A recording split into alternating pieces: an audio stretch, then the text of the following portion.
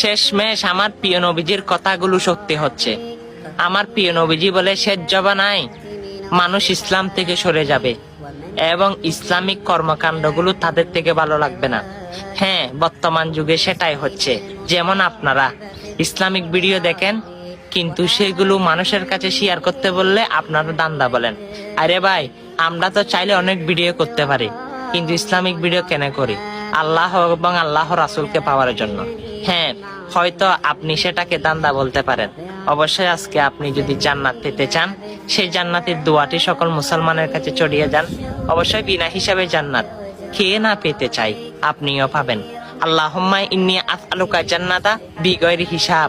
হ্যাঁ, অবশ্যই অনেক ভিডিও শেয়ার করেন। আজকে শেয়ার করতে হয়তো আমি বলবো না, আপনার মনে যদি জজবা উঠে যায় ইসলামের প্রতি, তাহলে এই জান্নাতের দোয়াটা সকল মুসলমানের কাছে পৌঁছে দিই। ভিডিওটা কষ্ট না হলে শেয়ার করে দিই। আমিন।